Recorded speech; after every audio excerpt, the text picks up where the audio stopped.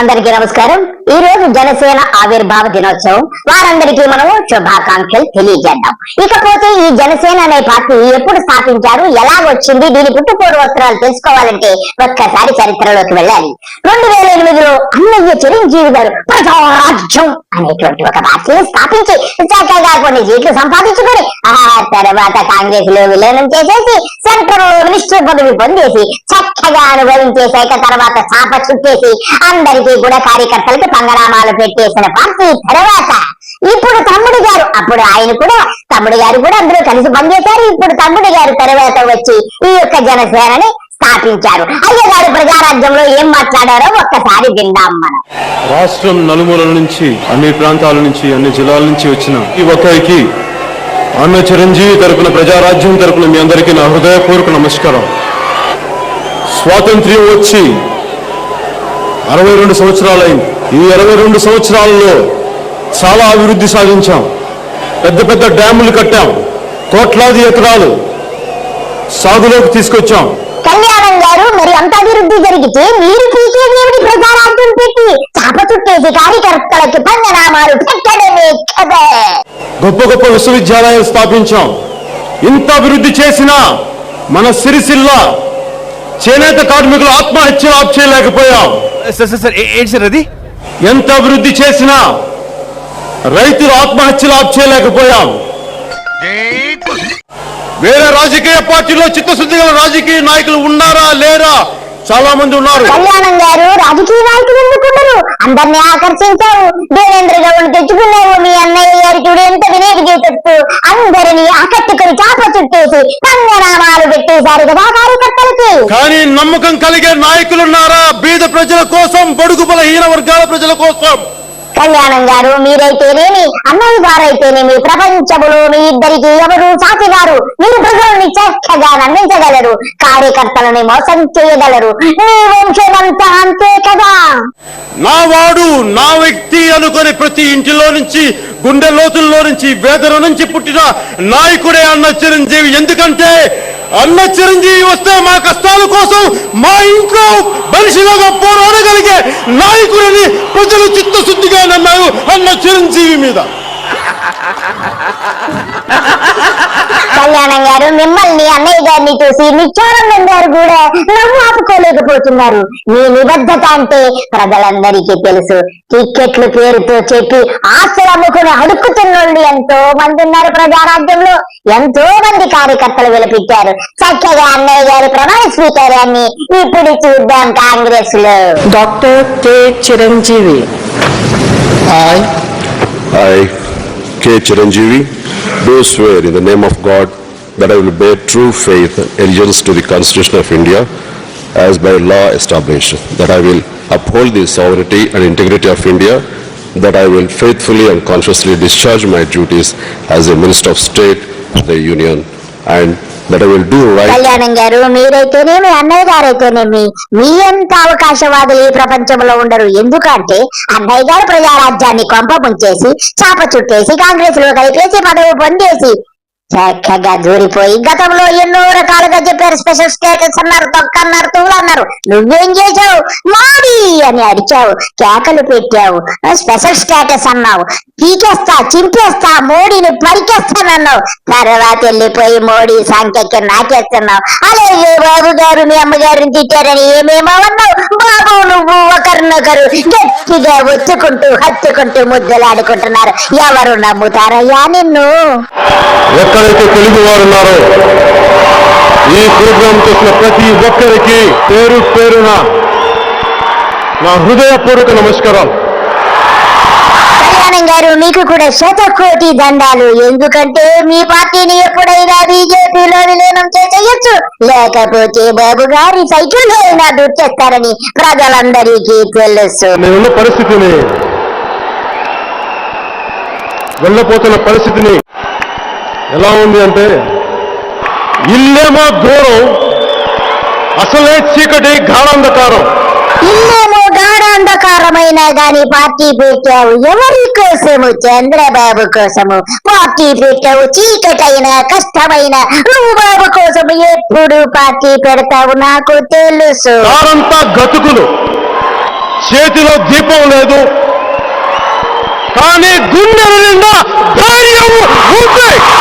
కళ్యాణం గారు, చీకటైన గాఢాంధకారమైన నీ గుండెల్లో ధైర్యం కాదు, నీ గుండెలో నిండా బాబు నిండి ఉన్నాడు. అలాగే నీ తమ్ముడు నారా లోకేష్ నిండి ఉన్నాడు. ఇది నిజము. ధైర్యం ఉంది. నా జీవితంలో చిన్నప్పటి నుంచి ఇప్పటిదాకా ఎలాంటి పరిస్థితులు వచ్చినా కానీ దేవరకొండ బాలగంగాధర్ తిలక్ రాసిన ఈ పద్యాన్ని, ఈ పద్యంలోని పంక్తులను గుర్తు తెచ్చుకుంటా ఉంటాను.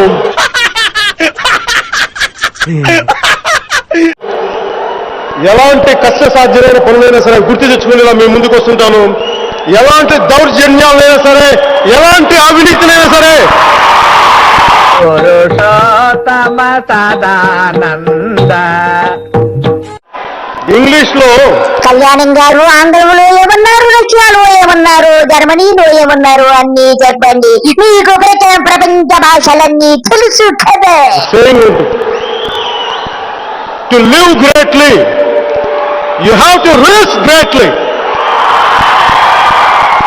అంటే చాలా గొప్పగా బతకాలంటే, కళ్యాణం గారు, గొప్పగా బతకాలంటే పార్టీలను స్థాపించడము, చుట్టేయడం, వెంటనే విలీనం చేసేయడము, కూటమి పెట్టేయడము, కూటమిలో దూరిపోవడము, అధికారము పనిచేసుకోవడం, ఇదే కదా ఆంగ్లములో చెప్పింది.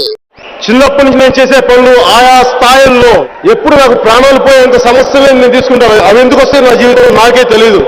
సరిగ్గా 5 సంవత్సరాల క్రితం ప్రజారాజ్యం పార్టీ అన్నయ్య చిరంజీవి గారు స్థాపించిన పార్టీలో, అరే అన్నయ్యకి నేను ఎదురొస్తానా, అన్నయ్య మీద నా కోపం ఉంటుందా? ఉండదు. కళ్యాణం గారు, అన్నయ్య గారు కాంగ్రెస్ లో విలీనం గురించి ఆయన మీద మీకేమన్నా కోపం ఉందా? అయినా మీకు దిగ్గులగ్గా ఉండదు కదా. అయినా ఒక్కసారి చెప్పండి కళ్యాణం గారు. వాళ్ళెవరో ఢిల్లీలో చేసిన పనికి అన్నయ్య మీద ఎందుకు కోపం చూపిస్తాం? కళ్యాణం గారు, అన్నయ్య మీద ఎందుకు మీకు కోపం వస్తుంది? చక్కగా పార్టీ పెడతారు, ఫండ్స్ వసూలు చేస్తారు, చుట్టేస్తారు, నిధులు పట్టుకెళ్లి చక్కగా బ్యాంకులో వేసుకుంటారు. ఇదే కదా మీ వ్యాపారము. కాకపోతే మన కర్మ. పవన్ కళ్యాణ్ గారు, మీ కర్మ కాదు సార్, ఇది ప్రజల కర్మ, మా కర్మ సార్. మీరేమీ బాధపడకండి. న్యాయానికి, అక్రమాలకి నేను ఎదురెళ్దామంటే నా దురదృష్టం ఈరోజు నేను అన్నయ్యకి ఎదురుగా నిలబడాల్సి వస్తుంది తప్ప గుండెల్లో ఉన్న అన్నయ్య మీద ఎదురుగా కాదు, ఎదిరించి కాదు. పవన్ కళ్యాణ్ గారు, ఏమనుకున్నా గానీ కొన్నిసార్లు మీరు చక్కగా నిజాలు ఒప్పుకుంటారు సార్. మీకు అన్నయ్య మీద ఎందుకు ప్రేమ పోతుంది? మీ వ్యాపారం అది కదా, పార్టీలు పెట్టడము, మూసేయడము, డబ్బు సంపాదించుకోవడము, వెళ్ళిపోవడము. కాబట్టి మీకు సిగ్గేమీ ఉండదు. తండ్రి లాంటి అన్నయ్యకి నేను ఎందుకు ఎదురెళ్తాను? పవన్ కళ్యాణ్ గారు, మీరెందుకు అన్నయ్యకి ఎదురేస్తారండి? అన్నయ్యను ఆహ్వానించి చక్కగా మీ కూటమిలోనే ఒక మంచి కూటమి పదవి ఇచ్చి గౌరవిస్తారు. అలాగే బుస్సుబాబుకు కూడా ఎమ్మెల్సీ ఇచ్చారు. అలాగే మీ వంశములో ఉన్నటువంటి మీ అన్నదమ్ములైతేనేమి, అబ్బాయిలైతేనేమి, మీ రక్తమంతా కూడా మంత్రివర్గంలో ఉంటుందని అర్థమైపోతుంది. కానీ అలాంటి పరిస్థితిని కల్పించింది ఎవరు? అక్కడ ఢిల్లీలో కూర్చున్న కాంగ్రెస్ హైకమాండ్. ఏదో శుభ్రంగా సినిమాలు చేసుకుంటూ, ఏదో చాలీచాలని డాన్సులు చేస్తూ, ఏదో మీకు ఆనందం కల్పిద్దామంటే నన్ను చేయనివ్వట్లేదే.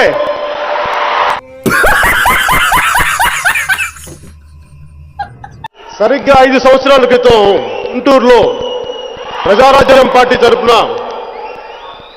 ఎలక్షన్ ప్రచారంలో నా ఆఖరి రాజకీయ ప్రసంగం చేశాను. పవన్ కళ్యాణ్ గారు, ఇంకా చెప్పింది చాలు గాని, మీరు ఆఖరిదో మొదటిదో మాకు తెలియదు గాని, మీ పార్టీ మాత్రం జనసేన పార్టీ ఎప్పటికైనా బీజేపీలో కలిసిపోవడం తథ్యంగా కనపడుతుంది. కాంగ్రెస్ ఎలా కలిపేశాడో మీ అన్నయ్య ప్రజారాజ్యాన్ని, అలాగే బీజేపీలో కూడా మీ జనసేనని కలిపేయడము తప్పకుండా జరిగిపోతుంది. లేకపోతే బాబు గారి పార్టీ అదేనండి, మన సైకిల్ గుర్తుంది కదా, తెలుగుదేశం పార్టీలో అయినా కానీ కలిసిపోవడము ఎంత మాత్రము సందేహం లేదని ప్రజలందరూ అర్థం చేసుకున్నారు. మీరు ఎన్ని చెప్పినా ఎవరు నమ్మరు. ఇకపోతే పవన్ కళ్యాణ్ గారు గతంలో చెప్పిన కొన్ని సుభాషితాలని ఇప్పుడు మనం విందాం. మొదలు పెట్టండి. ఆంధ్ర నాకు జన్మనిస్తే తెలంగాణ నాకు తోడు జన్మనిచ్చింది. అలాంటి తెలంగాణ నేల తల్లికి జీవితాంతం ఆఖరి శ్వాస వరకు నేను రుణపడి ఉన్నాను. నాకు తెలంగాణ చాలా ఇష్టం, తెలంగాణ చాలా ప్రేమ నాకు. రాయలసీమలో పుట్టలేకపోవచ్చు, రాయలసీమ పునర్జన్మ ఇవ్వనకపోవచ్చు, కానీ నా ప్రాణం ఉన్నంత వరకు, నా ఆఖరి శ్వాస వరకు రాయలసీమకి, మన గడ్డకి, మన నేలకి, నా ఆఖరి శ్వాస వరకు, తుది శ్వాస వరకు నేను అండగా ఉంటాను. మన సమస్యల్ని, మనకి కరువు తీరే వరకు, ఇంకెప్పుడు కూడా ఇది కరువు నేల కాదు, సస్యశ్యామలం నేలని చెప్పుకునేలాగా నేను నిరంతరం కృషి చేస్తానని చెప్పి మీకు తెలియజేసుకుంటున్నాను. నాకు ఎందుకు జీసస్ క్రైస్ట్ ఇష్టమో చెప్తాను. ఒకసారి ఇక్కడ నా డైరీలో రాసుకున్నాను. ఒక రోజు నా పెద్ద కొడుకు పడిపోయాడు. వాడు ఇంత వయసప్పుడు పడిపోతే వాడు మోకాళ్ళకి రక్తం వచ్చింది. వస్తే నాకు మోకాళ్ళు నొప్పి వచ్చేసినాయి. నాకు అప్పుడు నాకు గుర్తొచ్చింది, మేరీ మాత గుర్తొచ్చింది. ఎదిగొచ్చిన కొడుకుని, వయసు వచ్చిన కొడుకుని మంచి చెప్తుంటే, విలువలు చెప్తుంటే రోడ్డంతా కొట్టి బిడ్డను తన జన్మించిన బిడ్డను తీసుకెళ్తుంటే ఆ తల్లి ఏం బాధపడి ఉంటుంది అనేది నాకు గుండె చెల్లించిపోయింది ఒకసారి మేరీ మాతని తలుచుకుంటే. సో అందుకే నేను మతాన్ని చాలా సంపూర్ణంగా అర్థం చేసుకున్నాను. అందుకని మీ సేవా తత్పరత, ఎందుకంటే నేను భగవంతుడి పిలుపు అన్ని రంగాల్లో ఉంటుంది, అన్ని మతాల్లో ఉంటుంది. ఎందుకంటే భగవంతుడు మూలం ఒకటే. పవన్ కళ్యాణ్ చుట్టూ అతను కులం యువతున్నారు. నా కులం ఉంది, నాకెక్కడో మతం ఉంది. నా కూతురు క్రిస్టియన్ అబ్బా. నా కూతురు తల్లి తన మతాచారం ప్రకారం నా కూతుర్ని రష్యన్ ఆర్థడాక్స్ చర్చ్లో బాప్టైజ్ చేస్తానంటే సంతోషంగా చేయించమన్నాను. ఎందుకంటే నాకు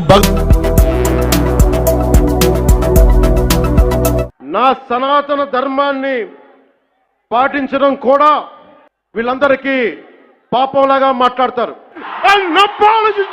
సనాతని హిందూ ఇంతవరకు అయ్య గారి యొక్క మతము అనే విశ్వాసాల గురించి చెప్పారు. ఇకపోతే ఆయన అపార విద్యాపారంగతుడు, కోటి పుస్తకాలు చదివారు. ఆయన విద్య గురించి ఆయన నోట వెంట ఉందాం. చెప్పండి మీ విద్య గురించి. నెల్లూరులో 7th grade నేను stood first in English, 7th common ఎగ్జామ్స్లో. అంటే ఇవన్నీ చెప్తే నాకు ఇష్టం చదువు అండి. కాకపోతే టీచర్లు చెప్పే చదువు నాకు నచ్చల. అలా అని చెప్పి ఇప్పుడు నేను డాక్టర్ అవ్వాలనుకుని అన్ని ట్రై చేశాను. నాకు ఎవరు ఏదో కూర్చోబెట్టి ఈజీగా చదువు చెప్పట్లేదు.